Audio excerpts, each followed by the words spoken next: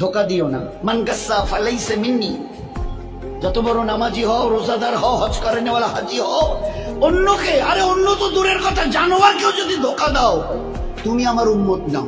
মান গাসসা, গাসসা মানে ধোকা, ফালাইসা মিন্নি তুমি আমার উম্মত নাও। অন্যকে হতে পারো, আমার উম্মত হবে, মুসলমান হবে, আর অন্যকে ধোকা দেবে।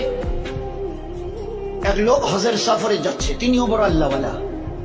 যেতে যেতে শুনলেন এই গ্রামে নাকি একজন বড় আল্লাহওয়ালা আছে। আচ্ছা, তো তার শিষ্য সাগরিদরা বললো, হযরত এখানে শুনছি একজন বড় আল্লাহওয়ালা আছে, তো অন্তত তার একটু দেখা করে দোয়া নিয়ে যাই।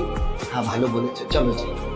এইবারে যখন ঠিকানা নিয়ে তার বাড়ির সামনে গেছে, তো দেখে যে উনি একটা ডালিকে, ডালি এই যে আমরা ডালি বলি না, ধান চাল যে ডালি, একটা ডালিকে এইভাবে কাত করে ধরে নিয়ে যাচ্ছে।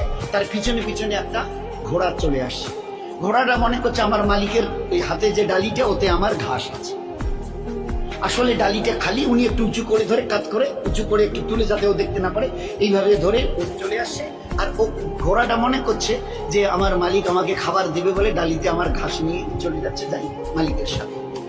এই দৃশ্য দেখার পরে ওই আল্লাহওয়ালা যিনি তার দলবল নিয়ে হজে যাচ্ছিলেন বলছেন, ভাই আমার জিয়ারত হয়ে গেছে, চলো যাই, চলো যাই। বলছে, কেন হুজুর, এখন তার কাছে গেলাম না, সালাম মুসাফা হলো না, দোয়ার কথা বললেন না, আপনি বললেন আমার জিয়ারত হয়ে গেছে।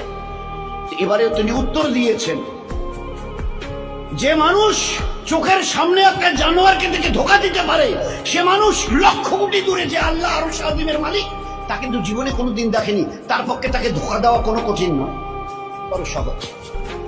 ধোকা দেনেওয়ালা নবীর উম্মত হতে পারে না, বুজুর্গ তো অনেক দূরের কথা, বুজুর্গ হওয়া তো দূরের কথা, আল্লাহওয়ালা তো দূরের কথা, মুসলমান হবে না সে।